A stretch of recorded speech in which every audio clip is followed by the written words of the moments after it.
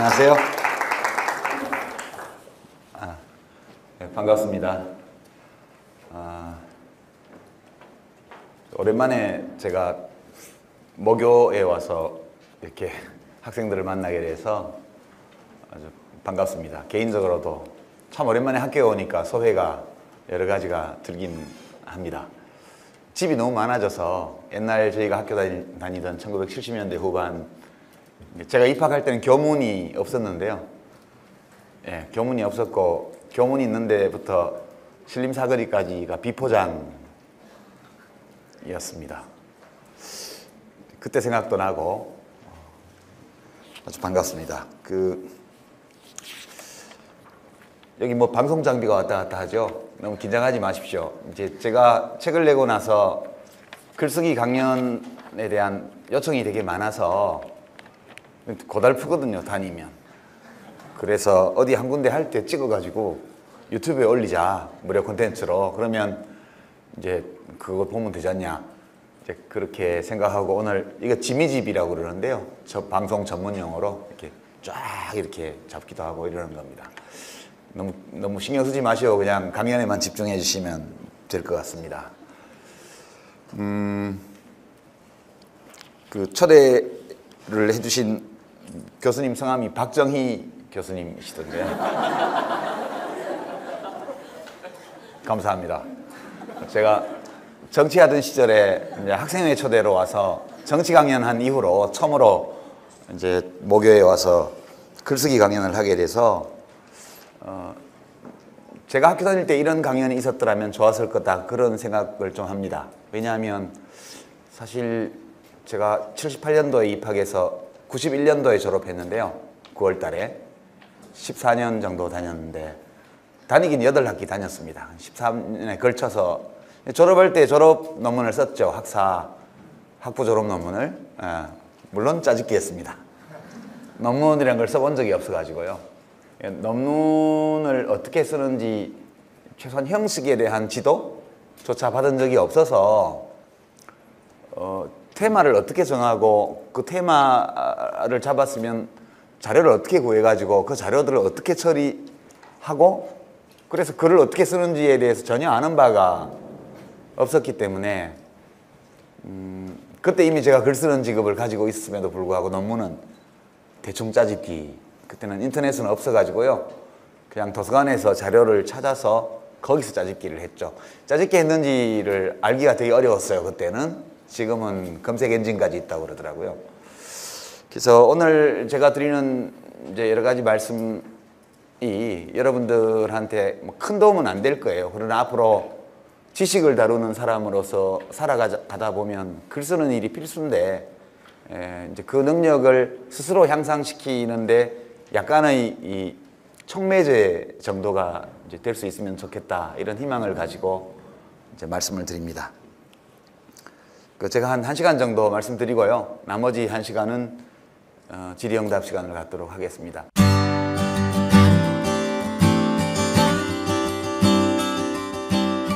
사실 글쓰기에 대해서 제가 할 수 있는 얘기는 이미 다 해놓은 상태예요. 글쓰기 특강이라는 책이 벌써 2달도 넘게 전에 이제 시중에 나와 있고요. 다음 주에는 이제 논술 특강이라고 해서 또 한 권이 나올 거예요. 그리고 다음 뉴스펀딩 페이지에 지역아동센터 동네 공부방 여기 책 기증하는 거 겸해서 매주 한 차례씩 상담하고 있는데요. 지금 벌써 10번 올렸거든요. 그래서 글쓰기 특강, 논술 특강, 고민상담소 이렇게 3부작으로 해가지고 이미 본서, 본편, 별책 부록 그리고 핸드북까지 이렇게 다 나가 있는 형편이에요. 그거 읽으면 되지. 여기 왜 오셨나요? 이렇게 물어보면 어떤 분이 그렇게 설명하시더라고요. 좋아하는 가수가 있으면 콘서트에 간대요. CD 들어도 되는데. 그거랑 비슷하다, 이렇게 말씀하는 분도 계시던데, 콘서트 가면 가수들이 CD하고 똑같이 부르지를 않아요. 그죠? 똑같이 부르면 결례죠. 그래서 오늘 제 강의도 약간은 나와 있는 책이라든가 이제 올라 있는 글과는 조금 다른 이야기들, 좀 편곡을 좀 해서 불러야죠. 그래야지 콘서트에 오신 분들이 보람이 나죠. 그렇게 말씀드리고요. 이제 제 소개는 했으니까 이제 여러분 소개를 할 차례예요. 제가 여러분이 누군지 알아야 좀 미세 조정을 하기 때문에 여러분이 누군지 잠깐 알아보는 시간을 갖도록 하겠습니다. 전문 용어는 시장조사라고 하는데요. 먼저 혹시 대학원생도 있으신가요? 손 한번 들어보시죠. 어우, 예, 됐습니다. 내리시고요. 그럼 학부생이 한 반 되니까 혹시 1학년도 있나요? 1학년은 별로 없죠. 아직 1학년들은 노느라고 바빠요. 그죠? 여러분들 중에요. 이제 그냥 넓게 문과, 이과 이렇게 입학할 때 그 기준으로 문과 한번 손 들어보시죠. 예, 내리시고요. 이과. 이과가 더 많으시네. 놀랍다. 그러시고요. 그 다음에 입학할 때 대학에 논술 시험을 보신 분 한번 손 들어보시죠. 논술 시험. 보신 분들이 한 3분의 1 정도 되신 것 같네요.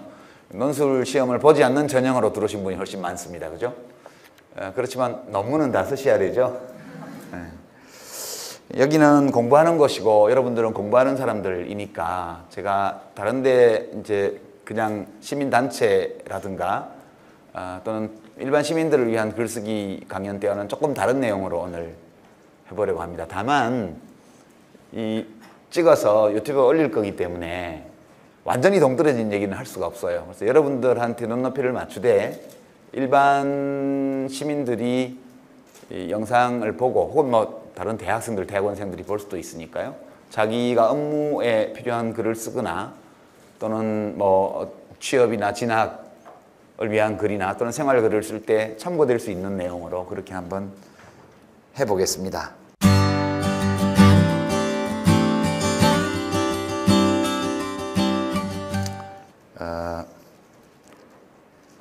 여러분은 글쓰기를 이제 생활의 일부로 하고 있기 때문에 이제 이거 왜 하나, 이거 뭐지라는 생각을 안 해보셨을 수도 있는데요. 이제 많은 분들이 저한테 물어보세요. 글쓰기가 당신에게 무엇입니까? 이렇게 물어봐요. 제 대답은 글쓰기는 나를 표현하는 방법입니다. 저는 그렇게 이야기를 합니다. 또한 저희 생계수단이기도 하죠. 생계수단이기도 하지만 또한 나를 표현하는 일이에요. 여러분도 그러실 겁니다. 공부하는 사람으로서 글을 쓴다는 것은 일일 거예요. 일, 업무, 학업.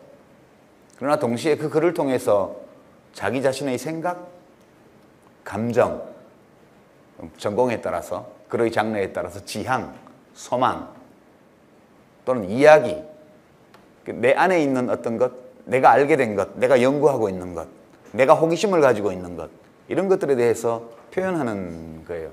글쓰기는 일인 동시에 자기 표현이다. 이 점을 우선 큰 틀에서 말씀을 드리고요. 그래서 글쓰기를 잘 하는 것은 되게 중요한 일이라고 저는 생각합니다. 사실 우리 되게 짧게 살잖아요. 20대이신 분들은 아직 실감이 안 날지 모르겠는데요.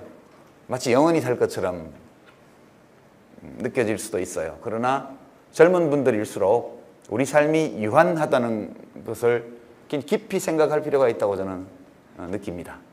이미 한 55년, 56년 저처럼 살아버렸으면 앞으로 살 날이 별로 많지 않고 그리고 선택의 폭도 매우 좁기 때문에 삶이 끝이 있다는 것, 우리 인생이 이제 짧다는 것을 생각해봤자 별로 뭐 득될 게 없어요. 그러나 이제 20대에 아직 상대적으로 긴 세월을 앞에 두고 있는 분들일수록 우리 삶이 짧다는 거예요. 짧기 때문에 의미 있게 살아야 된다는 거. 나를 잘 표현하면서 살아야 된다는 거. 뭐 하러 살아요? 그냥 원래는 뭐 하러 온 게 아니잖아요. 그냥 눈 떠보니까 있는 거죠, 내가. 되게 한 80%가 아빠 이술 때문에 생겼다는 설도 있고 그렇던데. 여하튼 우리 선택과 무관하게 세상에 왔고요. 세상에 온 다음에 나를 발견하게 됐습니다. 우리 모두는. 그리고 우리가 사는 시간은 여기 천문학이나 지질학이나 이런 거 하시는 분들은 잘 아시겠지만 천문학의 시간으로 계산하면 우리 삶은 진짜 찰나예요. 그래서 이 찰나에 불과한 허무한 삶이기 때문에 굉장히 의미 있게 살기 위해서 노력해야 되고요. 의미 있게 사는 전제 조건이 나를 표현하는 거라고 저는 생각해요. 우리가 느끼는 것, 생각하는 것, 내가 깨우친 것, 또 남들과 나누고 싶은 것, 어떤 이야기, 정서, 아이디어 이런 것들을 표현하지 못하면 되게 삶이 깝깝해지고요, 우울해지고요, 그리고 의미를 느끼기 어렵게 돼요. 기쁨을 느끼기 어렵고요. 그래서 우리가 짧은 인생을 살다 가는 거기 때문에 최대한 뚜렷한 의미를 느끼고 기쁘게 살아가야 좋은 인생이에요. 그래서 죽을 때 며칠 생각할 시간이 있으면 아, 최선의 삶은 아니었어. 혹은 최선의 삶은 아니었을지 몰라. 그러나 이것도 하나의 인생이었어 라고 스스로 느낄 수 있어야 그 삶이 따옴표 치고 성공적인 삶. 따옴표입니다. 성공이란 말 제가 별로 안 좋아했어요. 의미 있는 삶이 되겠죠. 자기 자신에게 만족스러운 삶이 될 거라고 생각합니다. 이제 우리가 나를 표현한 방법은 되게 여러 가지가 있죠. 그 글쓰기는 그 중에 하나입니다. 사람마다 달라요. 자기가 느끼는 감정, 자기의 생각, 자기가 표현하고 싶은 것이 무엇냐에 따라서 각자 다른 방식을 택하는데요. 문자로 이루어진 텍스트를 만드는 게 글쓰기인데 이것도 유력한 방법 중에 하나고, 우리가 살면서 느끼는 어떤 감정이나 생각 이런 것들은 다른 어떤 방법보다는 글로 쓸 때 글로 잘 표현할 수 있는 어떤 것도 있거든요. 그래서 글을 잘 쓴다는 것은 단지 처세에 편리한, 직장에서 인정받고 논문 심사를 원활하게 통과하고 이런 실용적인 목적뿐만 아니라 결국 글 쓰는 행위를 통해서 내가 나를 표현하는 것, 그것이 나에게 만족스럽게 다가오게 하기 위한 조건이거든요. 여러분들이 글쓰기에 좀 더 많은 시간을 투자해도 아깝지 않은 일이라고 저는 생각을 합니다. 그래서 오늘은 제가 CD에 있는 대로 노래를 부르는 게 아니고 좀 편곡해서 좀 다르게 부르겠다고 말씀드렸는데요. 여기 사진을 좀 보면서 얘기를 하겠습니다. 오늘 테마는 되게 제가 많이 받는 질문 중에 어떻게 하면 그렇게 쉽게 읽힐 수 있도록 글을 쓰느냐, 이 질문을 제가 참 많이 받아요. 우리가 글을 읽다 보면 어떤 글은 대단히 이해하기가 어렵고요, 어떤 글은 어려운 주제를 다룬 복잡한 내용임에도 불구하고 쉽게 이렇게 이해가 되는 글도 있습니다. 무엇이 어떤 글을 이해할 수 있게 만드나, 그 문제에 좀 집중해 보려고 합니다. 여러분들 논문을 쓰거나 리포트를 쓰거나 또는 스누라이프인가요? 여기 이제 이렇게 커뮤니티 거기에 나 이런 일 있어요 하고 글을 올리거나, 학교 운영이 왜 이따위예요 이렇게 건의서를 올리거나 이럴 때에도 사람들이 읽어보고 무슨 말인지 확실히 알아야 되잖아요. 그래서 나를 표현하는데 글로 나를 표현한 것이 다른 사람에게 전달이 잘 돼야 돼요. 근데 우리가 글 쓸 때 보면 그게 되게 쉽지 않은 과제입니다. 어떤 글이 왜 독자에게 쉽게 다가서는가, 그게 이제 오늘의 중심 테마예요. 다른 얘기도 하겠지만, 그래서 그걸 하기 위해서 이제 오늘은 콘텍스트에 대한 얘기를 좀 하려고 해요. 텍스트 그리고 콘텍스트.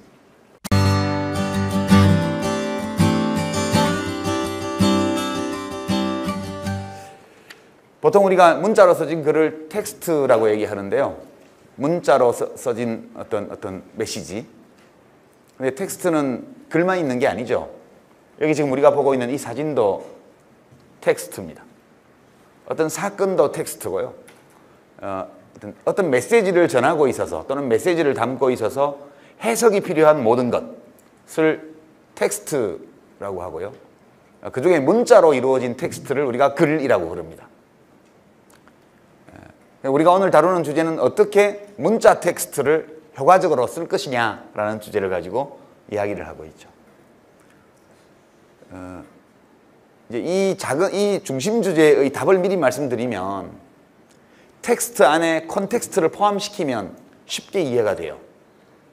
콘텍스트를 짐작할 수 없는 텍스트는 해석이 거의 불가능하거나 아주 어렵습니다. 왜냐하면 다른 데서 그 콘텍스트를 가지고 와야 되기 때문에요. 그래서 이제 검색을 해보거나 사전을 찾아보거나 참고 자료를 검토해보거나 이렇게 해야만 해석이 가능한 텍스트가 있고요.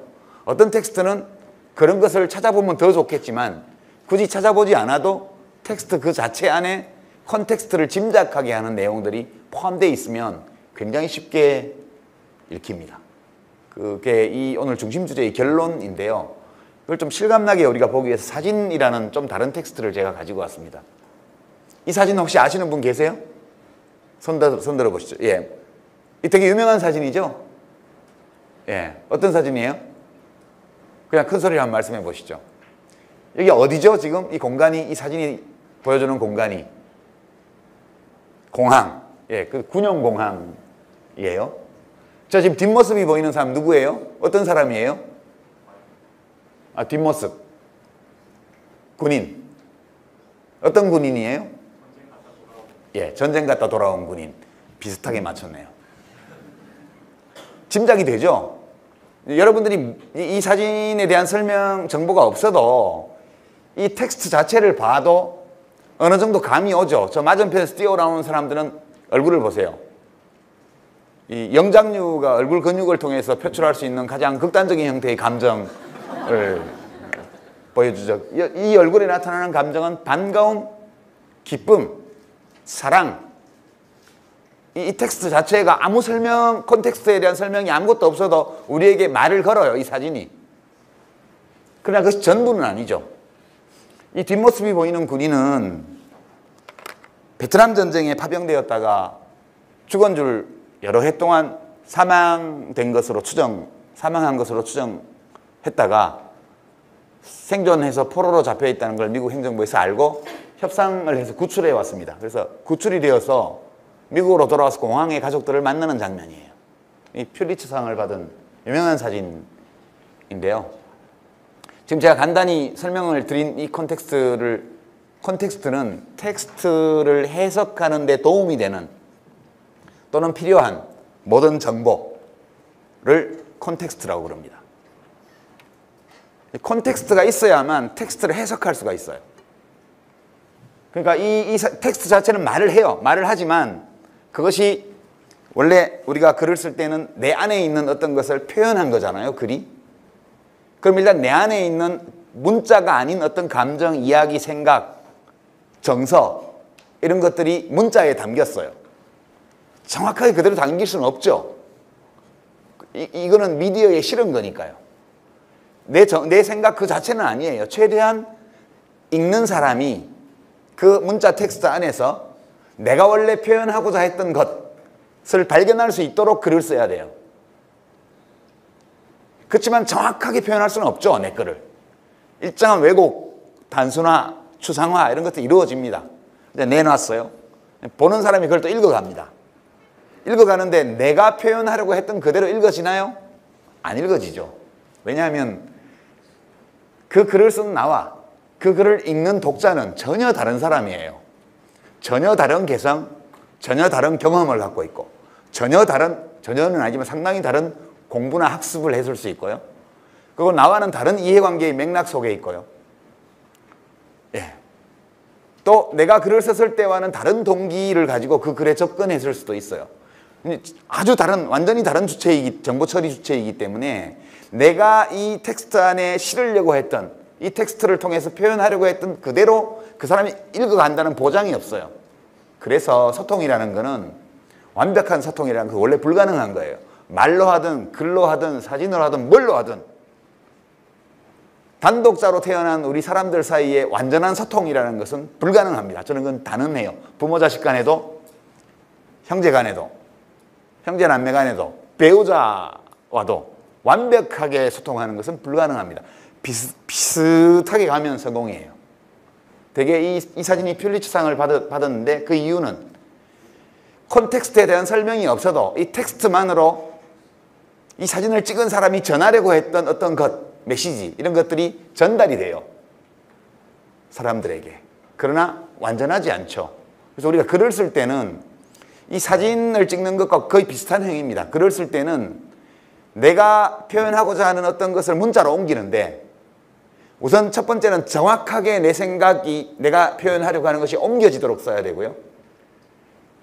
그렇게 쓸 때 이것이 다른 사람이 볼 때 내가 지금 느끼고 있는 것, 말하고자 하는 것을 그대로 가져갈 가능성이 굉장히 높은 방식으로 써줘야 돼요.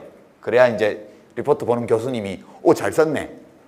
이렇게 되는 거죠. 제가 예전에 한 몇 년 전에 한 6년 됐나요? 이제 6, 7년 전에 이제 총선에서 떨어지고 나서 제가 출마했던 지역에서 이제 새로 또 옛날 제가 살던 곳이니까 이제 잘 하겠습니다 이렇게 약속을 해서 거기 있는 대학에 강의를 했어요. 시간 강사를 했죠. 수강생이 430명이었어요. 이거 한 2배쯤 되는 강당에서 강의를 했는데요. 학기말 시험을 치면 죽겠더라고요. 제가 430명을 채점을 해야 돼요. 편하게 하려면 객관식으로 문제를 내면 채점이 편한데 명색이 대학에서 그럴 수가 없으니까 한 학기 강의를 하고 생활과 경제, 지금도 인터넷에 가면 그 강의 동영상이 다 올라와 있어요. 오늘처럼 이렇게 찍어서 다 올려놨기 때문에. 오픈북으로 시험을 봐요.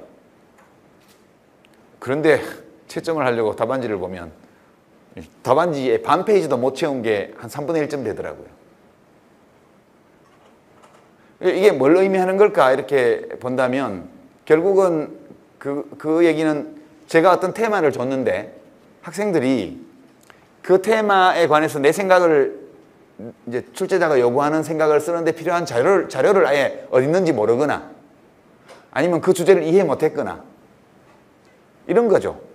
그 주제를 이해를 하고 그 관련된 자료들이 수업 시간에 다 다룬 거니까 그대로 하는 건 아니고 그거를 갖다가 써야 돼요. 여하튼 그걸 갖다가 맞춰야 되니까 그거 관계되는 어떤 내용이 어디 있는지를 알면 노트에서 가져오든 책에서 가져오든 어디서 가져오든 인터넷에서 못 쓰겠으니까요. 그건 뭐 사정 때문에. 근데 그걸 못 하더라고요. 그래서 제가 그때마다 반성을 많이 했습니다. 도대체 내가 수업을 할 때 말로 어떻게 표현을 했기 때문에 이게 전달이 안 됐을까? 이런 자책감이요. 제 잘못도 있겠죠. 학생들 잘못도 있지만 그만큼 소통이 어려운 거예요. 저는 내가 이야기하고자 하는 것을 학생들이 그대로 가져갈 수 있게끔 표현하려고 무지하게 애를 썼는데 더 불구하고 늘 잘 되지는 않는 거예요. 이제 그럴 때 1학기가 끝나서 7월 달에 엄청 더운데 430명 걸 채점을 하느라고 보는데 눈이 확 띄어지는 시원한 답안지가 보이잖아요. 이 학생이 뭘 생각하고 뭘 말하려고 했는지 저한테 그냥 다가오는 답안지요. 그럼 막 제가 채점을 하다가 일어나서 막 만세를 불러요. 진짜. 너무너무 기쁜 거죠. 내가 완전히 실패한 건 아니구나 라는 안도감도 느껴지고요. 조금 더 컨텍스트가 복잡한 사진 하나 볼까요? 그러니까 이 사진은 매우 단순한 주제로 명료한 논리로 글을 쓰는 것과 비슷한 사진이에요. 이 사진은 좀 더 복잡합니다. 이 사진도 아실 거예요. 그죠? 퓰리처 사진전에서 다 나왔던 사진들이에요. 이 사진을 보면 이 사진이 텍스트입니다. 텍스트. 이 텍스트가 말을 하고 있어요. 무언가 우리에게. 어떤 감정을 전하고 있고요. 무엇인가 얘기를 해요. 그 이야기가 여러분들 각자에게 좀 다르게 또는 비슷하게 전해질 거예요. 어떤 감정이 생기나요? 마음속에서 이 사진을 보고 있으면 어떤 감정이죠? 네? 한번 말씀해 보시죠. 슬픔. 슬픈 감정, 안타까움. 예, 좀 고통스러워요. 이 사진을 보고 있으면 마음이. 왜냐하면 저 뒤에 보시는 이건 독수리인데요. 얘는 지금 식사 시간을 기다리는 거예요. 이 살아있는 고기를 먹지 않으니까 아직 움직이고 있는 이 아이가 죽기를 기다리고 있는 거예요. 이 아이는 죽어가고 있고요. 딱 이 사진은 그걸 보여주는 거예요. 저 뒤에 이렇게 보면 지푸러진 사람이 살던 주거지의 흔적 이런 게 조금 보이고요. 그리고 사람이 아무도 없습니다. 이 화면 안에. 이 사진은 뭔가 말을 하고 있어요. 이 텍스트는. 그러니까 우리가 이 사진 자체를 보면서 해석을 할 수가 있어요. 어느 정도는. 그러나 그래서 이 사진을 보여주고 이 사진에 대해서 마음속에 어떤 느낌이 든다면 그 느낌이 왜 드는지에 대해서 에세이를 써와라 이런 과제를 줬다고 생각해 보죠. 이 사진을 보면서 그냥 쓸 수도 있을 거예요. 아마 그죠? 그렇지만 자료를 좀 더 찾아볼 수 있겠죠. 그러니까 그게 이제 콘텍스트를 찾아가는 길이에요. 만약 이 사진 밑에 설명이 달려있다고 가정해 보죠. 보통 사진 밑에는 캡션이 달립니다. 이 사진은 뉴욕타임즈에 최초 게재되어서 알려진 사진인데요. 뉴욕타임즈에는 캡션도 있었고 그리고 기사에 관련 내용들이 들어있었기 때문에 사람들은 그걸 알 수 있었습니다. 그러니까 이 텍스트는 처음부터 문자로 된 콘텍스트를 알려주는 정보를 같이 달고 나왔어요. 몇 가지 사실들을 이야기를 하면요. 이 사진이 찍힌 시기 1990년대 중반이에요. 이 사진을 찍은 장소 아프리카 수단 지역입니다. 그 당시 수단 지역의 상황, 군인들 사이의 유혈 충돌과 부족 간의 범죄로 인해서 무정부 상태, 내전 상태에 있었습니다. 이 사진을 찍은 작가는 30대의 젊은 남자였고요. 그리고 수단이 왜 무정부 상태였냐에 대한 설명은 기사에 좀 나오죠. 원래 사진이 게재되었을 때. 원래 거기 군사 독재 정권이 있었는데 군인들이 들고 일어나서 그 정권을 타도를 했어요. 그 혁명을 한 거죠. 그러고 나서 혁명군 내부에서 대립이 생기면서 자기들끼리 내전을 벌이게 됩니다. 수십만 명이 나라 밖으로 도망치고요. 수십만 명이 나라 안에서 난민 상태에 있었습니다. 이런 정도가 이런 정도의 콘텍스트를 알고 이 사진을 보면 처음에 이 사진을 그냥 봤을 때 드는 것과는 좀 더 다른 느낌이 들 수 있습니다. 그래서 이 사진이 신문에 나가고 나서요. 그 다음 날부터 뉴욕타임즈가 마비됐습니다. 신문사가. 업무를 볼 수 없게 됐어요. 왜? 항의 전화 때문에요. 독자의 항의 전화 때문에요. 문의 전화와 항의 전화 때문에요. 독자들이 뭘 물어봤을 것 같아요? 혹시 아이디어가 있으십니까? 보시면서 손 한번 들어보시죠. 독자들이 주로 뭘 물어봤거나 혹은 뭐 때문에 화를 냈을 것 같습니까? 구했냐? 저 아이가 어떻게 됐냐? 바로 그렇죠. 궁금하시죠? 저 아이가 어떻게 됐을까? 예. 그 다음 왜 화가 났을까요? 화를 낸 독자들은 왜 화를 냈을까요? 예. 저걸 보면서 사진을 찍고 있냐 이거예요. 어저께 우리 영화감독 배창호 씨가 지하철에 추락을 했는데 본인이 이제 전동차 들어오는 걸 보고 피해서 다행히 이제 목숨을 건졌습니다. 근데 누군가가 그 장면을 보고 사진을 찍고 있었다면 혹은 아이폰이나 뭐 스마트폰으로 동영상을 촬영하고 있었다면 그리고 그 동영상이 뉴스 시간에 나오고 그 배창호 감독이 돌아가셨다면 똑같은 비난이 나왔을 거예요. 뛰어들어서 사람을 구해야지 사람을 안 구하고 동영상을 찍고 있냐 이런 윤리적 비난, 도덕적 비난이에요. 그것 때문에 주로 이 아이가 어떻게 되었는지를 묻는 전화 그리고 누가 찍었냐. 작가는 저 상황에서 아이를 구하지 않고 사진을 찍는 게 가능한 일이냐. 그리고 그런 비윤리적인 행위를 해서 나온 사진을 뉴욕타임즈가 실어준다는 게 있을 수 있는 일이냐에 대해서 분노한 독자들의 전화가 온 거예요. 그게 독자들이 이 사진을 읽은 방식이에요. 그죠? 이 사진, 이 텍스트가 그렇게 말을 붙인 거예요. 독자들한테. 독자들은 이 텍스트에서 그걸 읽은 거예요. 그걸 느낀 거예요. 사진을 찍은 사람, 이 사진을 게재한 뉴욕타임즈의 편집부에서는 전혀 예측하지 못한 반응이었어요. 그러면 왜 뉴욕타임즈의 편집진들은 예측하지 못했을까요? 그 사람들은 더 많은 콘텍스트를 알고 있었기 때문이에요.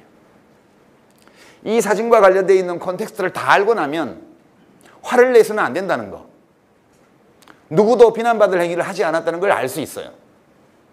이 사진은 누구도 비난하지 않아요. 누구에 대한 비난도 담고 있지 않습니다. 그러나 사진 기자와 뉴욕타임즈의 편집진은 모든 콘텍스트를 알고 있었고 독자들은 제공된 콘텍스트만 받아들인 상태에서 해석한 거예요. 그러니까 해석이 달라질 수밖에 없는 겁니다. 그럼 진실은 뭐냐? 진실은 이 사진을 찍은 작가는 한 1년 후에 자살을 합니다. 30대 젊은 남자였는데요. 이 사진으로 인한 소동 때문에만 그런 건 아니고 다른 개인적인 여러 일들이 있었다고 그래요. 그리고 그렇게 목숨을 끊기 전에 지인들에게 굉장히 울면서 여러 차례 얘기를 했다고 그래요. 이 아이를 살리지 못한 것이 아니고 이 아이를 안아주지 않았던 것에 대해서 굉장히 후회하는 이야기를 했다고 그러죠. 그러면 이 작가는 어떻게 해서 이 사진을 찍게 되었을까? 왜 아이를 안아주지 않았을까라는 의문이 생기게 됩니다. 작가는 알고 있었고 뉴욕타임즈 편집진도 알고 있었죠. 이 사진을 촬영한 지역은 구호소에서 멀리 떨어진 곳이었어요. 이 기자가 이 사진을 찍은 이유는 이 수단에서 벌어지고 있는 참상, 인간에 대한 범죄의 현장을 사람들에게 보여줌으로써 국제사회의 관심을 촉구하고 세계 시민들의 후원을 끌어내고, 그렇게 수단 지역에서 구호활동을 펼치고 있는 유엔기구라든가 또는 지원단체들이 동력을 받을 수 있도록 하려는 좋은 목적을 가지고 취재를 들어갔고요. 그리고 구호소 근처에서 보호받으면서 사진을 찍다가 여기서 멀리 떨어진 곳에서는 무슨 일이 벌어지고 있을까? 라는 작가적 의문에 이끌려서 혼자서 멀리 가게 됩니다. 계속 가던 중에 이 장면을 우연히 봤죠. 빨리 사진을 찍고 뛰어가서 독수리를 쫓아냈습니다. 그러나 아이를 구하지는 못했어요. 왜? 구호활동가들이나 취재진에게 내려진 행동강령 제1번이 보호장구 없이 난민과 신체 접촉을 하지 마라는 겁니다. 왜?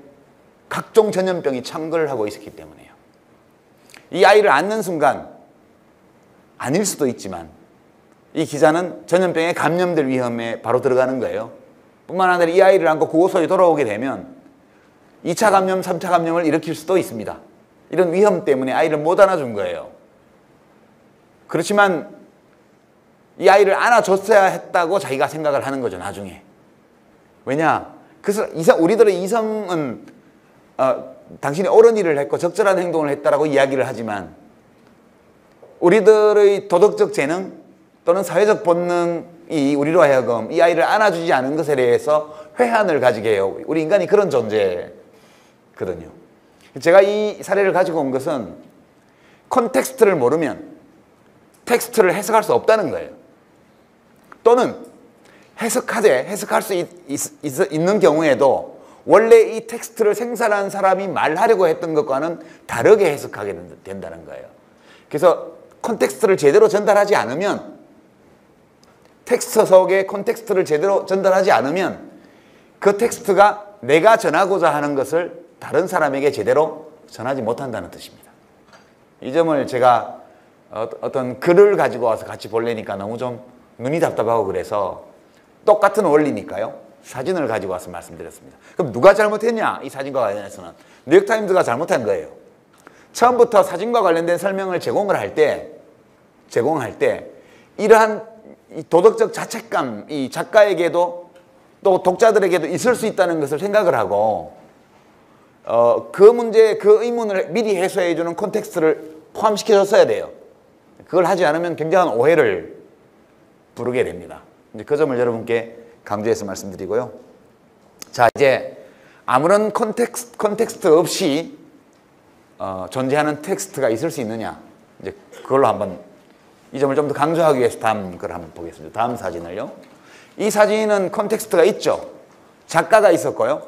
작가가 자기 사진에 대해서 말을 했고요. 그리고 신문사의 편집진이 그 말을 받아서 콘텍스트를 생산해서 같이 사진과 내보내줬습니다. 그러나 이 세상에는요, 그 텍스트를 생산한 사람이 텍스트에 대해서 아무 말을 안 한 경우도 있어요. 또는 본인이 텍스트 생산자가 아무 말을 안 했을 뿐만 아니라 그 사람이 말하고 싶었던 것이 무엇인지에 대한 추측을 하는 데 필요한 정보조차 거의 완전하게 결여되어 있는 경우가 있을 수 있습니다. 이제 이런 경우를 보면 정말 우리가 글을 쓸 때 그 글을 쓴 목적, 의도, 그 글에 담으려고 했던 어떤 나의 생각, 감정 이런 것들을 독자로 하여금 짐작하게 해주는 정보를 포함시키는 것이 얼마나 중요한지를 알 수 있게 해주는 사례인데요. 최근에 개봉된 영화 비비안 마이어를 찾아서 라는 영화 들어보셨어요? 혹시 보신 분? 비비안 마이어를 찾아서 라는 영화, 다큐 영화를 보신 분 아무도 안 계세요? 놀라워라. 여러분 이제 오늘 강연 끝나고 그 웹사이트를 방문해 보십시오. vivianmaier.com. 비비안 마이어는 M-A-I-E-R 읽습니다. vivianmaier.com. 이 영화를 만든 다큐 감독이 열어놓은 웹사이트인데요. 거기 가면 수백 장의 사진이 나와 있습니다. 아무 설명 없이요. 그냥 이제 거리 사진이 한 5카테고리 들어와 있고, 그다음에 이제 자화상이라고 해서 좀 나와 있고, 사진이 몇백 장 정도 있습니다. 이 사진을 보시면 보는 순간 이 사진이 나에게 말을 건다라고 우리가 다 느껴요. 이 사진을 보면 쓰레기통에 든 인형이에요. 이런 이미지를 참 여러 컷을 남겼는데요. 이 작가라고 해야 될지 작가라고 할 수 없을지 모르겠지만 이 사진을 만든 사람이요. 어떤 감정, 이 사진을 보고 있으면 어떤 감정이 생겨요. 이 감정은 이 사진이 말을 걸기 때문에 생기는 감정이에요. 굉장히 탁월한 텍스트입니다. 다음 사진을 볼까요? 이게 이 사진을 찍은 비비안 마이어라는 사람입니다. 이 카메라는 롤렉스라이라는 카메라인데 뷰파인더가 위에 있어가지고요. 이렇게 아래를 보면서 찍는 카메라예요. 주로 이 카메라로 사진을 다 찍었습니다. 15만 장의 사진이 발견되었는데요. 사후에 이분이 돌아가신 후에요. 다음 사진 보시면 이것은 그림자, 자기의 그림자를 찍은 사진. 이제 자화상 시리즈 중에 하나입니다. 이 사진도 무슨 말을 하는 것 같아요. 이것도 자화상입니다. 이분이에요. 이건 사진을 좀 키웠더니 좀 흐릿해졌는데요. 거리의 노숙자를 찍은 장면이고요. 이 사진도 뭔가를 전해주죠. 무슨 말을 합니다. 근데 흥미로운 것은 이런 사례가 달리 더 있는지 모르겠는데요. 이 비비안 마이어라는 여자분은 15만 장의 현상 인화되지 않은 필름을 남겼어요. 프린트가 안 된 사진이요. 어떤 것은 디벨로핑도 안 된 거예요. 그러니까 현상도 안 된 거. 그냥 롤에 찍은 사진을 촬영한 상태로 롤에 집어넣은 사진, 필름. 그리고 현상은 했지만 인화는 안 한 사진. 15만 장 정도가 발견이 되었는데 그 중에 하나예요. 이 사진도 어떤 감정을 어떤 이야기를 전해줘요, 우리한테. 근데 뭔 얘기를 하는지는 잘 모르겠어요. 뭐라고 얘기를 하는데 말을 못 알아듣겠는 거예요. 이 15만 장의 사진 전체가 그렇습니다. 이 사진이 발견된 과정을 보면 무척 흥미로운데요. 존 말루프라는 젊은 남자가 이제 도시 역사학을 공부를 하고 있어요. 이 사람은 시카고에서 활동을 하는데 시카고라는 이 도시의 옛날 사진이 필요해서 자기 동네에서 이렇게 뭐 쓸데없어진 물건들 경매 처분하는 옥션이 있는데 거기에 가끔 필름이 나오는 때가 있어요. 그래서 어느 날 필름 이 박스 이만한데 필름이 잔뜩 들은 게 나와서 $380를 주고 입찰을 받아가지고 집에 가지고 갑니다. 가서 네거티브 필름으로 만들어서 이렇게 보는 과정에서 충격을 받은 거예요. 사진이 뭔가 말을 하고 있는 거예요. 자기한테. 누가 찍은 사진인지도 몰라요. 그래서 그중에 몇 장을 웹사이트에 올렸습니다. 아주 난리가 났어요. 그 사진을 본 모든 사람들이, 거의 많은 사람들이 충격을 받은 거예요. 이 사진이 무슨 뭐 말을 하고 있다. 누구 사진이냐? 근데 알 수가 없어요. 누구 건지. 그래서 비비안 마이어라는 이름으로 이제 이 사람이 어떤 사람인지 모르니까 비비안 마이어라는 이름은 아니까 검색을 구글링을 해보는데 아무것도 정보가 안 나와요. 그러던 어느 날 2009년도에 부고 기사를 보게 됩니다. 비비안 마이어가 사망했다는 부고 기사. 그래서 사망할 당시에 살았던 집을 찾아가서 그때부터 이 여자가 어떤 사람이었는지를 추적합니다. 그리고 사진을 정리해 가기 시작하죠. 그 집에 가봤더니 개인 창고를 빌려놓고 어마어마한 뭐를 수집해 놨어요. 더 많은 필름, 옛날 카메라들, 그리고 잡지와 신문 모아놓은 것들, 온갖 영수증과 뭐 상표와 이런 잡동사니 물건들이에요. 수집광입니다. 그래서 그 물건들을 정리하면서 그 과정을 다큐로 만든 영화가 비비안 마이어를 찾아서라는 영화입니다. 이분의 직업은 평생 동안 가사도우미, 베이비시터, 간병인이었고요. 결혼도 안 했고요. 어머니는 프랑스 사람, 아버지는 오스트리아 사람인데 아버지는 이분은 인생이 없습니다. 어릴 때부터. 어머니하고 두 번째로 프랑스에 있는 어머니의 고향을 방문한 것까지는 확인이 되는데 두 번째 방문해서 돌아올 때 혼자 돌아옵니다. 죽을 때도 외롭게 혼자 죽고요. 생전에 단 한 장의 사진도 발표를 안 했고 자기가 왜 그 사진을 찍었는지 아무런 기록도 남기지 않았고요. 그러니까 자기가 만든 텍스트에 대해서 아무런 콘텍스트를 남기지 않은 거예요. 그래서 지금 이 사진을 해석하려면 비비안 마이어의 사진을 해석하려면 콘텍스트를 찾아야 돼요.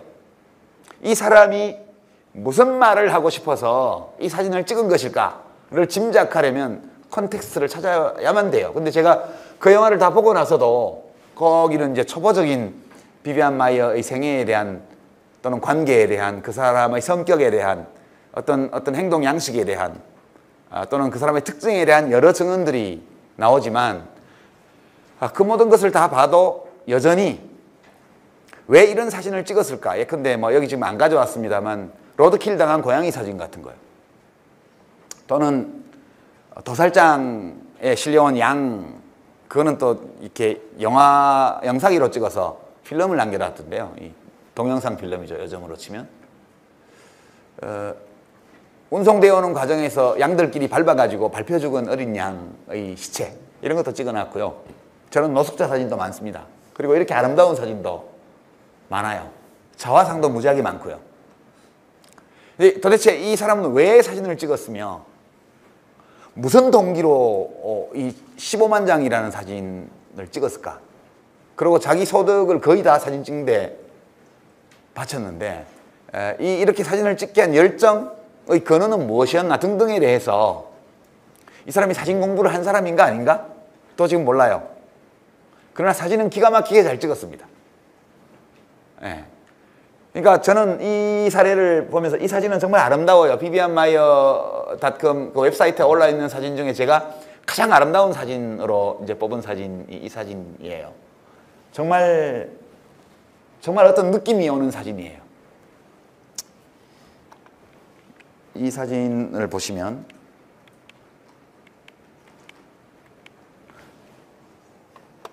이 사진도 제가 비슷한 컷이 많은데 흥미로운 거는 이제 제가 영화를 보고 나서 끝난 직후에 그 영화 평론가 한 분하고 사진 작가 한 분이 관객들과 대화하는 걸 지켜봤는데요. 이제 거기서 그 얘기가 나오더라고요. 보통 사진 작가들은 한 컷을 여러 번 찍죠. 여러 번 찍어서 그 중에서 제일 괜찮은 것을 골라서 전시를 하는데, 작품을 만드는데, 비비안 마이어의 사진을 보면 저렇게 한 컷만 딱 찍고 다음 컷으로 넘어가 있는 게 되게 많아요. 여러 장 찍지 않았다고요, 같은 장면을. 왜 그렇게 작업했을까에 대해서 막 그분들이 얘기를 하시더라고요. 저는 가만히 앉아가지고 이렇게 해석했죠. 그거는 이 사람의 직업을 보면 알잖아. 베이비시터. 소득이 많을 리가 없죠. 주로 찍은 기간이 1950년대와 60년대예요. 시카고, 뉴욕 같은 대도시입니다. 생활은 베이비시터로서 안정적으로 몇 년씩 한 집에서 살 때예요. 그 이후로 이제 주거가 불안정해지고부터는 사진이 거의 안 남아 있습니다. 돈이 없는 사람이니까 그렇게 찍었지. 저는 그렇게 해석했어요. 왜 비비안 마이어는 한 컷만 찍고 다음 컷으로 계속 넘어갔을까? 필름 값이 없었기 때문일 것이다. 저는 그렇게 짐작해요. 이게 콘텍스트를 넣어서 텍스트를 해석하는 방식이죠. 그러니까 아직도 이 사진들에 대해서는 해석을 가능하게 하는 정보들이 아직 부족합니다. 그래서 지금으로서는 이 사진 자체가 말해주는 것을 우리가 느낄 수밖에 없어요. 이 사진을 보면 어떤 소설가가 이런 장면을 소설에 묘사를 해놨다. 그러면 왜 이런 장면을 묘사했을까를 볼 수 있을 거예요. 저는 그런 상상을 해보죠. 누가 가지고 있었던 인형일까? 어떤 여자아이가 가지고 놀다가 어른이 되고 나서 이제 인형 따윈 필요 없어.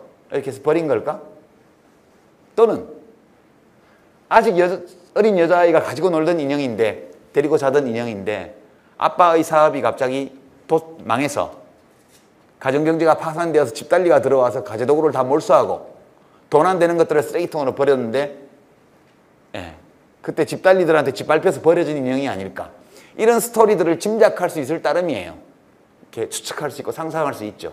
그러나 이 사진을 찍은 사람이 아무 말도 안 남겼기 때문에, 또는 직접 말은 안 했지만 무슨 이야기를 하고 싶어서 이 사진을 찍었는지에 대해서 짐작할 수 있게 해주는 게 없기 때문에, 다만 그렇기 때문에 이 텍스트 자체가 주는 이야기에만 집중할 수밖에 없어요. 이렇게 되면 비비안 마이어와 그 사람이 남긴 사진을 감상하는 우리 같은 사람들 사이에서는 영원히 건널 수 없는 소통의 장애가 있는 거예요. 이런 글을 쓰면 안 돼요. 이런 글을 쓰면 안 된다고요. 대표적으로 이런 글을 쓴 사람들이 좀 있죠. 헤겔 같은 사람이요. 칸트 같은 사람이요. 장자, 노자 같은 사람이요. 그분들은 비비안 마이어처럼 저런 이유 때문에 그렇게 된 게 아니고요. 본인들이 선택해서 그렇게 한 거예요. 이 해겔의 정신현상, 이걸 제가 대학교 1학년 때 뭐 그 유명한 책이어서 교양인이 되고 싶은 욕망에 그걸 읽다가 3페이지도 못 읽고 접었어요. 첫 페이지부터 무슨 말인지 모르겠더라고요. 그래서 굉장히 열패감에 빠졌던 기억이 납니다. 칸트도 마찬가지인데요. 순수 이성 비판, 그거는 이제 저희 소광희 교수님이라고 한국철학회 회장님을 하시고 저희 철학개론 강의해 주신 선생님인데, 그 시간에 저희가 칸트를 배웠거든요. 그 정언명령 배울 때 이럴 때는 원전을 봐야지 이래갖고 도서관에서 순수 이성 비판을 빌려가지고 보는데 무슨 말인지 한 개도 모르겠는 거예요. 처음부터. 이런 경우는 일부러 장벽을 친 거죠. 이거를 넘어올 사람만 넘어와라. 잡것들하고 놀지 않겠다. 그런 아주 고고한 의사표시인데 저는 싫어해요. 아니, 결론이 정언명령 1, 2 그건데 그 얘기를 하려고 왜 시간 공간에 대한 개념 규정부터 자기 마음대로 하냐는 거예요. 굳이 그렇게까지 논의를 전개해야 할 필요가 있을까? 그런 거예요. 해겔 경우도 저희가 해겔 책을 영문판으로도 읽고, 그때는 해겔도 불온시 해가지고 해겔 책도 한글로 번역된 거는 좀 불온서적 취급을 당했어요. 1970년대에는. 이해가 안 되시죠? 뭐 허버트 마르쿠제 이런 사람은 제목이 불온해가지고요. 이성과 혁명. 안 되는 거예요. 심지어 토마스 쿤의 과학혁명의 구조도 그거를 그 영어 원서로 교도소에 차입을 했더니 사회학과 선배가 감옥을 가서 했더니 불허가리에서 이유를 물어봤더니 혁명의 과학적 구조로 번역을 해서 그것이 오역이라고 지적을 했더니 하여튼 혁명이 있으면 안 된대요. 그러던 시절이니까요. 하여튼 해겔 책도 영문판으로 보는데 이렇게 깨알 같은 글씨로 써진 게 한 문장이 반 페이지쯤 되더라고요. 문장 하나가 끝나면 페이지가 절반쯤 가요. 이건 도저히 못 읽겠다. 그렇게 일부러 장벽을 쳐놓은 분들은 논외로 하고요. 여러분들도 그 정도 실력이 있어서 일부러 치려면 치십시오. 그러나 그래서가 아니고 내가 말하고자 하는 바를 제대로 표현 못해서, 또는 내가 말하고자 하는 바를 다른 사람이 이해할 수 있도록 하기 위해서 반드시 필요한 정보를 그따 같이 넣지 않아서 읽는 사람이 내가 말하고자 했던 것들을 알아들을 수 없게 만든다면 그건 정말 곤란한 일이에요.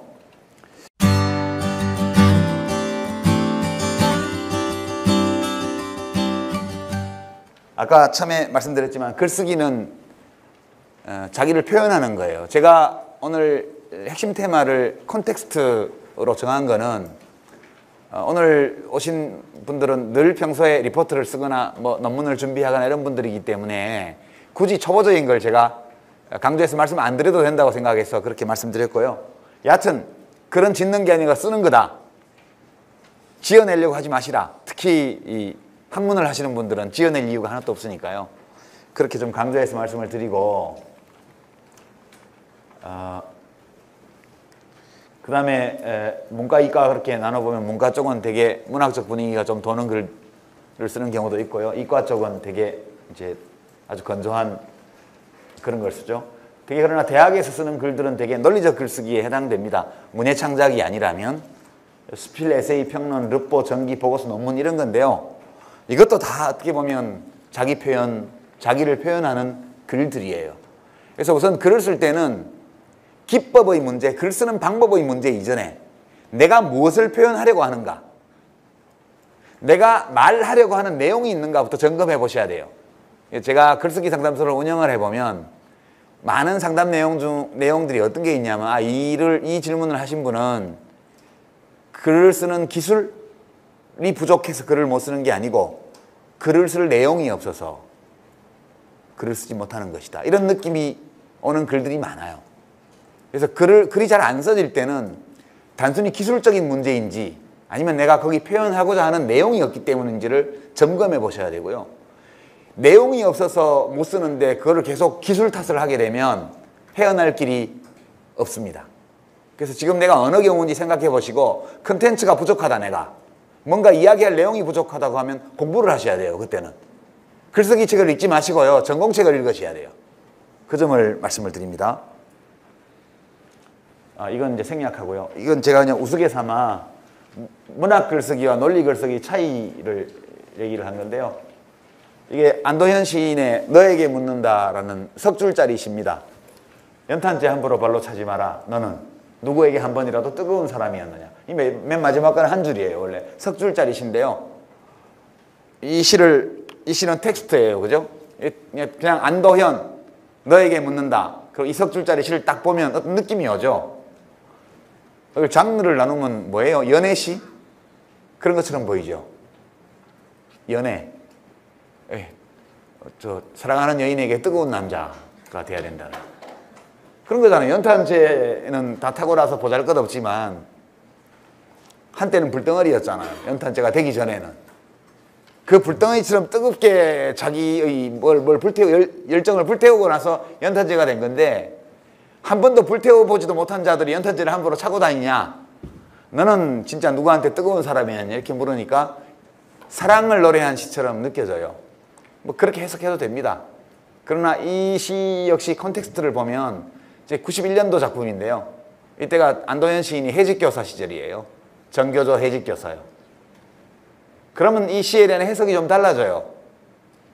정교조가 뭐 빨갱이다, 뭐 교사가 노동자냐부터 시작해가지고 뭐 지어찌어 티거 신문들이 그때 어느 신문이라고 말 안 하겠습니다. 지어찌어 티거 신문들이 막 해댈 때, 그때 초기 정교조, 지금 정교조는 또 좀 다를 수 있습니다만 초기 정교조를 창립했던 선생님들의 마음속에 있던 어떤 것을 가장 잘 표현한 시예요.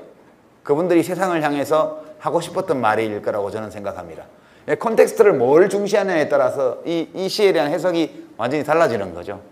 이제 안도현 시인은 시인이라서 이렇게 썼고요. 제가 쓰면 이렇게 쓴다. 이렇게. 연탄재 함부로 발로 차지 마라. 부서진 연탄재 네가 치울 거냐. 저는 이제 이런 정도 글을 쓰는 사람이에요. 그러니까 이런 글은 누구나 쓸 수 있잖아요. 우리 모두는 사실 문예 창작을 하는 게 아니기 때문에 이 정도 글을 쓸 수 있으면 되는 거고요. 이 정도 글은 콘텐츠가 준비되고 약간의 훈련만 되면 사실 누구나 쓸 수 있다. 그 말씀을 제가 강조하기 위해서 갖고 다니는 자료입니다. 이제 아무리 훈련해도 안도현처럼 시를 쓸 수는 없지만 열심히 훈련하면 유시민만큼 산문은 쓸 수 있다. 이제 그 점을 제가 말씀을 드립니다.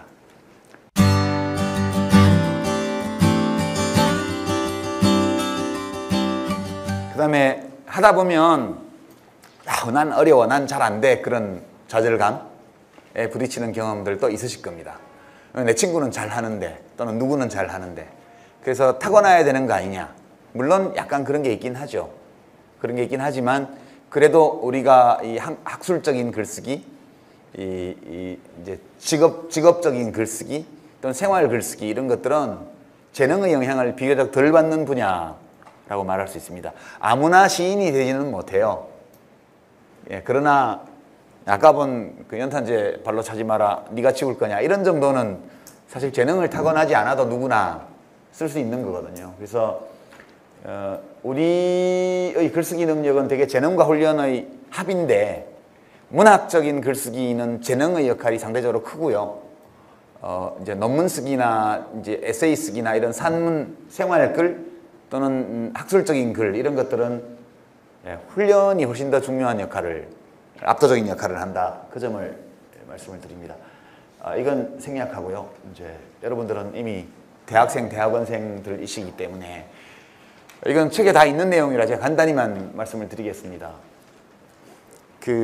글을 쓰기 어려운 이유가 기술이 모자라서 못 쓰는 경우가 있고 콘텐츠가 없어서 못 쓰는 경우가 있는데요. 제가 보기에는 콘텐츠 부족인 경우가 훨씬 많은 것 같아요. 사람들이 글을 잘 못 쓰는데. 다 아시는 것처럼 내 마음에 있는 생각, 내가 느끼는 감정 이런 것들을 소리로 내면 말이 되고요. 문자로 적으면 글이 돼요. 두 개가 같은 거거든요. 근데 말을 하라 그러면 잘 해요. 근데 글로 쓰라 그러면 못 써요. 이유가 뭘까? 말로 하면 빨리빨리 지나가요. 그래서 허점이 있고 좀 엉성해도 괜찮은 것처럼 들린다고요.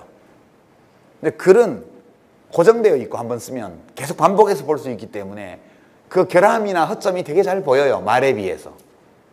그래서 컨텐츠가 확실하지 않으면, 그 내용이 확실하지 않으면 말로 하면 그럴 때 뜻해 보이는 것이 글로 써놓으면 아주 엉망으로 보이는 경우가 많습니다. 그래서 글쓰기가 어려워 보이는 건데, 근데 말로 하면 쉬운데 글로 하면 어렵다 이렇게 느껴진다면 그것은 컨텐츠 부족을 의심해 봐야 됩니다. 그렇기 때문에 그때는 공부를 해야 돼요. 공부를 하는데 그냥 아무 책이나 읽지 말고요. 정말 교양을 향상시킬 수 있는 책이요. 이 우주와 자연과 생명과 인간과 사회와 역사와 이런 것들에 대해서 많은 정보, 정확하고 유용한 정보를 많이 담고 있는 책을 봐야 됩니다. 그래서 이제 그걸 전략적 독서라고 말하는 거고요. 제 책에 한 30권 정도 이렇게 제가 경험주의적으로 제가 읽어본 책 중에 이런 책이 그에 해당됩니다 라고 말할 수 있는 게 문장도 좀 괜찮고요. 번역서의 경우에도 그렇고 우리 이 국내 필자가 쓴 것도 그렇고 문장도 괜찮고 그리고 흥미도 있고 느낄 수 있고 이런 책을 제가 한 30권 정도 추천을 했고요. 특히 이제 문과에서 이렇게 전공이 문과이신 분들은 제가 꼭 권하는 책이 코스모스입니다. 코스모스, 칼 세이건이요. 예, 그 책을 제가 지금까지 한 5번 정도 읽은 것 같은데요. 제 개인적으로는. 그러니까 저한테는 이제 개안? 그러니까 이 자연과 우주에 대해서 눈을 뜨게 해준 책이에요. 저 같은 문과한테는. 한 번도 살면서 자연과학 책을 읽어본 적이 없었기 때문에 최초로 읽은 책이 이 책이었고요. 이 책을 읽으면서 파인만의 물리 이야기 이런 책도 읽게 됐고 뭐 레이첼 카슨의 침묵의 봄도 읽게 되고 뭐 그런 다윈주의에 관한 책도 읽게 되고 자꾸 그렇게 가더라고요. 그래서 제가 이제 강연할 때마다 문과는 특히 코스모스를 꼭 읽으시라고. 그 인문학 문사철 인문학이라고 일컬어지는 이 분야는 우리가 무엇인지 잘 모를 때, 인간이 무엇인지를 잘 모를 때, 인간이 물질적으로 어떤 존재인지를 잘 알지 못하는 조건에서 기초를 쌓은 학문들이거든요. 그러니까 지금 우리가 특히 우리 뇌에 대해서 많은 것을 알게 된 최근 몇십 년의 자연과학의 연구 성과, 저는 지금은 나는 뇌다 그렇게 생각해요. 옛날에는 마음으로 느끼고 머리로 생각한다 이렇게 얘기했지만 지금은 다 뇌가 느끼고 뇌가 생각한다는 건 다 알잖아요. 그래서 우리 인간이 무엇인지를 잘 모를 때, 정보가 매우 빈약할 때 인간을 이해하기 위해서 그 토대를 쌓은 게 문사철이에요. 근데 지금은 다르다고요. 지금은 예전에 알지 못하던 것들을 굉장히 많이 알아요. 공자맹자가 모르던 거, 소크라테스가 모르던 거, 플라톤이 모르던 거, 이거 우리가 무지하게 많이 알아요. 그러니까 지금 그 지식을 토대로 고대나 중세기의 고전들을 보면 정말 무식하기 짝이 없는 소리를 막 엄청 늘어났어요. 그건 그분들의 문제가 아니고 그 시대의 한계죠. 지금 우리가 우리 자신이 무엇인지에 대해서 더 많이 알게 된 상황에서는 그렇게 더 많이 알게 된 지식을 토대로 기존의 문사철이라는 이 인문학의 내용과 구조와 이런 것들을 다 재검토해야 된다고 저는 믿어요. 그래서 그걸 꼭 보시라는 거고요. 전략적 도서 중에서 제가 대표적으로 추천하는 겁니다. 자연과학 하시는 분들은 알아서 하십시오. 그 다음에 몇 권 아주 마음에 드는 책 몇 권, 문장이 마음에 들고 그런 책을 반복해서 읽으시라고. 10번 정도요. 그냥 일반적으로 어휘력과 문장력을 향상시키는 데는 토지일부가 제일 좋고요. 박경리 선생님의 토지일부가 최고 좋습니다. 그냥 외우려고 하시지 말고요. 읽고 잊어버리고 하다 보면 언젠가 입력이 되어서 그게 출력이 됩니다. 그 다음에 이제 인문사회과학 쪽에서 고전 중에는 이 자유론, 책 세상에서 나온 자유론이 있습니다. 코스모스는 사이언스 북스에서 나온 거고요. 이 책들을 좀 반복해서 읽으시는 거를 제가 권합니다. 되게 이제 컨텐츠도 강화하면서 또 어휘도 늘리고 문장도 익히고 이렇게 할 수밖에 없어요. 이제 초등학생, 중학생 같으면 제가 다른 처방을 드릴 텐데요. 여러분들은 다 어른이 되신 분들이기 때문에 시간이 없어요. 별로 빨리빨리 개선을 해야 돼요. 그래서 이 모든 것들을 한꺼번에 할 수 있는 책들을 읽어야 돼요. 되풀이 읽는 것이 매우 효과적인 방법입니다. 시간이 되게 많고 특별히 지금 한가하다 이런 분들은 베껴 쓰기도 나쁘지 않아요. 그러나 필사보다는 반복해서 읽는 것이 훨씬 더 낫더라고요. 저 개인적으로는, 저한테는. 그래서 그 반복해서 읽으시는 걸 제가 권합니다. 읽다 보면 알게 돼요. 그 다음에 이제 짜투리 시간 이용해서 아무 글이나 많이 써보시라는 권유를 제가 드리고요. 이거는 생략합니다. 그 다음에 여러분들이 쓰는 글은 대부분 논리적인 글이에요. 문과든 이과든 상관없이, 전공이 뭐든 상관없이 다 논리적으로 구조를 잘 갖춘 글을 여러분들이 쓰셔야 되는데, 리포트라든가 이제 뭐 학사 졸업논문, 학부 졸업논문이든 석사 논문이든 박사 논문이든 쓰실 때 기본적으로 네 가지예요. 이 논리적 글을 구성하는 요소는 이 네 가지고, 이 네 가지를 잘 갖춘 글은 좋은 글이에요. 우선 뭐에 대한 건지가 뚜렷해야 돼요. 글을 읽다 보면 처음에는 시작할 때는 좋았는데 중간에 가면서 뭔 말인지 모르겠다 이렇게 되는 경우, 주제를 벗어나서 그렇습니다. 처음부터 끝까지 주제를 딱 물고 늘어지는 태도, 것이 기본적으로 되게 중요하고요. 두 번째는 그 주제를 다루는데 핵심적으로 중요한 정보들을 다 넣어야 돼요. 그걸 못 찾거나 아예 중요한 정보가 있는데 그걸 빠뜨리거나 그러면 논문이 결격 사유가 생겨요. 앞에, 왜냐하면 어떤 주제에 대한 지금까지 연구 성과를 점검하는 게 다 들어가잖아요. 그런데 하나 큰 구멍을 내놓으면 이제 선생님들이 읽으시다가 얘는 공부가 덜 됐군 이렇게 되는 거거든요. 그러니까 중요한 정보들을 다 검토를 해야 되고 파악을 해야 됩니다. 그리고 그것을 넣어줄 수 있는 만큼 넣어주는 게 좋고요. 세 번째는 논리적으로 잘 맺어져야 돼요. 그 정보들이. 그냥 정보들이 많이 나열되어 있는 논문들도 있거든요. 보면. 그러면 나열만으로는 어려워요. 새로운 정보를 생산했다면 나열만으로도 가치가 있을지 모르지만 자기가 생산한 정보는 논문에서 아주 몇 % 안 되잖아요. 되게 박사학위 논문이라도 전체 뭐 100페이지 중에서 한 페이지라도 새로운 정보, 새로운 지식이 있으면 박사학위 논문 자격이 있는 거라고 저는 알아요. 99%의 남이 생산한 정보에 1%의 자기 정보만 넣어도 훌륭한 학위 논문이 될 수 있는 거거든요. 그래서 문제는 논리의 연쇄가 중요한 거죠. 뭘 많이 그 논문 속에 우겨놓고 리포트에 우겨넣는 게 중요한 게 아니라 이 주제를 다루는데 필요한 정보들을 하나의 맥락 속에서 어떻게 배치하느냐, 그거가 잘 돼야 되고요. 네 번째는 적절한 어휘와 문장으로 써야 됩니다. 이 네 가지가 되게 중요하고요. 제가 요령을 몇 가지만 말씀을 드리면, 말은 쉬운데 그러면 구체적으로 내가 글을 써놓고 나서 이게 잘 썼냐 못 썼냐를 어떻게 알아볼 수 있을까? 간단한 요령이에요. 우선 단문으로 쓰세요. 단문으로요. 단문이라 하면 주어 수로가 한 개씩만 있는 거예요. 문장의 길이와 상관없이. 주어 수로가 2개 이상 한 문장에 들어가면 꼬일 위험이 되게 높아져요. 이 말이 꼬이게 되면 논리가 흐트러지거든요. 그래서 가능하면 단문으로 연결해 가시고요. 접속 부사 이런 거 쓰지 말고 컨텐츠로 연결해서 이렇게 가다가 진짜 강조하고 싶은 거, 뭐 좀 멋을 부리고 싶은 대목, 이럴 때 이제 본문을 가끔씩 쓰시면 좋습니다. 그게 노래로 치면 그게 하이라이트거든요. 노래 한 곡 3분 가수들이 부를 때 고음 잘 낸다고 해서 처음부터 고음으로서 끝까지 고음으로 가면 진짜 듣기 괴롭잖아요. 고음을 엄청 내지만 아이유가 뭐 3단 고음, 4단 고음 뭐 맨날 내지를 않잖아요. 잔잔하게 가다가 한번 쫙 올리는 거죠. 그죠? 그 기분으로 복문이나 중문을 사용하시고 단문으로 쓰시고요.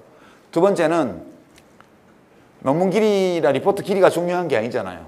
군더더기를 넣지 마시라고요. 군더더기는 뭐냐? 군더더기는 내용상 필요 없는 거. 이렇게 문장을 통째로 뺄 수도 있고요. 어떤 문장이 통째로 필요 없으면 그 다 군더더기예요. 한 문장 안에서 어떤 단어를 빼고 봐서 뜻을 전하는데 지장이 없으면 그것도 군더더기예요. 군더더기가 없을수록 좋습니다. 세 번째는 거시기 화법이라고 해놨는데요. 그 단어를 반복 사용하지 말아야 돼요. 되도록이면. 특히 이 부분 이런 단어요. 요즘 그 부분이라는 말을 참 많이 쓰더라고요. 그 부분에 대해서는 제가 지금 말씀드리기 어려운 부분이 있고요. 이런 식으로 얘기를 해요. 그 부분에 대해서는 지금 회사에서 조사가 진행 중인 부분이라서 제가 지금 말씀드리기 어려운 부분이고요. 이렇게 어떤 기업의 홍보 담당 직원이 나와서 인터뷰를 하는 걸 제가 무수히 봅니다. 공무원들도 그렇게 얘기하고요. 그거는 책임을 안 지려는 태도예요. 일종의. 그러니까 그 고객 불만에 대해서는 회사 차원에서 원인 진단을 하는 중이기 때문에 제가 지금 결론을 말씀드리기는 어려운 상황입니다. 이렇게 말해야 될 거를 그 부분에 대해서는 회사에서 조사가 진행되는 부분이기 때문에 제가 지금 말씀드리기 어려운 부분이고요. 이렇게 얘기를 하니까 이게 실제 논문에도 이런 문장이 무수히 나옵니다. 그렇게 쓰시면 안 되고요. 정확한 문장을 쓰셔야 돼요. 검색해가면서 필요하면. 예, 그렇게 쓰시고. 마지막으로 이게 이제 제일 중요한 요령인데요. 소리 내서 읽어보세요. 그냥 에세이부터 논문까지 다 마찬가지예요. 우리가 눈으로 읽지만 사실은 말과 글은 같은 거기 때문에 입으로 소리 내서 읽을 때 불편하면 눈으로 읽기에도 불편해요. 한 예를 들어볼까요? 이게 이제 어떨 때 이렇게 읽어서 안 좋은 문장이 나오냐 하면 어려운 중국 글자 말 많이 쓰면 그렇게 되고요. 일본말 조사, 문학의 밤에로의 초대 이런 식의 표현이 있죠. 이 겹조사 쓰는 거예요. 그건 우리말에 없는 거예요, 원래 전부 다. 예, 여름의 향년에로의 초대. 발음이 어렵잖아요, 우선. 리듬이 다 죽어요, 이렇게 되면. 그 다음에 무생물 주어, 영어의 무생물 주어에 해당되는 문장, 또는 주어를 무생물로 쓰는 거, 또는 주어를 꼭 집어넣는 거, 이런 거 다 필요 없는 거예요. 우리말은 주어 안 써도 뜻이 통하면 다 빼고 쓰는 말이니까요. 피동문장 쓰지 마세요, 피동문장. 이게 우리말에는 원래 특별한 경우가 아니면 피동문이 없어요. 특히 학술 논문에 피동문장이 너무 많이 나와서 이게 전부 영어와 일본어의 영향이거든요. 문장이 정말 힘이 없습니다. 읽기도 불편하고요. 대표적으로 한번 보겠습니다. 이게 영원한 국무총리 정홍원 씨가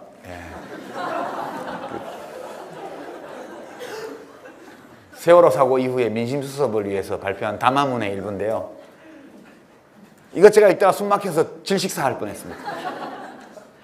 그동안 육상에서의 사회재난과 자연재난을 관장하는 부서가 각각 본부조직과 외청으로 이원화되어 있어 해상에서의 재난은 아이고 숨차. 이게 문장이 아니에요. 이게 우리말이 아니에요. 이게 국무총리실에서 제일 글 잘 쓰는 공무원 시켜가지고 초고를 쓰고 이제 과장, 실장, 국장, 실장 다 검토한 후에 국무총리가 직접 결재했을 거 아니에요. 자기도 나와서 읽는데 힘들어 하더라고요. 국무총리가. 담화문이 뭐예요? 국민들 앞에 나와서 읽으라고 쓴 글이잖아요. 읽을 수가 없는 글이에요. 처음부터 끝까지 복문, 중문으로 일관해 있고요. 이 숨표를 찍어놓긴 찍어놨는데 저기다 숨을 쉬면 질식해서 죽어요. 저기만 숨 쉬면. 그러니까 이거는 안 되는 글이에요. 이걸 제가 이제 고쳐본 건데요. 약간 다르다는 느낌 자료에 있으니까 있을 거예요. 이게 간단합니다. 이거 문장을 지금 약간씩만 끊어주고 어려운 관측말을 없애고요. 피동문장을 능동형으로 고치고 이렇게 그냥 간단히 손을 본 거예요. 여러분들이 나중에 자료에서 소리 내서 한번 읽어보십시오. 원래 글하고 고친 글은 읽을 때 호흡이 많이 다를 거예요. 되게 이 글이 눈으로 읽을 때도 좋아요. 여러분들이 논문이나 리포트를 써놓으시고 나서 꼭 소리 내서 읽어보세요. 잘 읽혀지고 귀로 듣기 좋고 그리고 뜻이 잘 전달되면 잘 쓴 글이거든요. 이거는 지금 제가 드린 말씀은 순전히 기술 문제예요. 기술 문제예요. 컨텐츠 문제는 아니에요. 제가 그 컨텐츠에 대해서는 제가 책임을 못 지고요. 제가 무슨 방법도 없어요. 그러나 다만 기술에 대해서는 좀 얘기할 수 있어서 오늘 말씀드린 겁니다. 이런 정도가 제가 준비한 대학생과 대학원생을 위한 글쓰기 강의인데요. 전제가 뭐냐 하면 제 책을 여러분들이 읽으신다는 전제 위에서 말씀드린 거거든요. 그래서 원곡이 어떻게 생겼는지 아시는 분들한테 지금 편곡해서 불러드린 거니까 원곡 감상을 꼭 하시도록 제가 권합니다. 그렇다고 제가 큰 돈 벌리는 건 아니고요. 그렇게 하시고 혹시 이제 취업을 위한 논술 시험이라든가 학교에서 이제 기말 시험도 다 논술이잖아요. 대학 입시는 이제 끝나신 분들이니까 이런 분들은 다음 주에 시중에 나오는 논술 특강을 참조해 주시고요. 그걸로도 부족하신 분은 저 다음 뉴스 펀딩 페이지에 Q&A 그걸 또 참고해 주시고 그렇게 하시면 되겠습니다.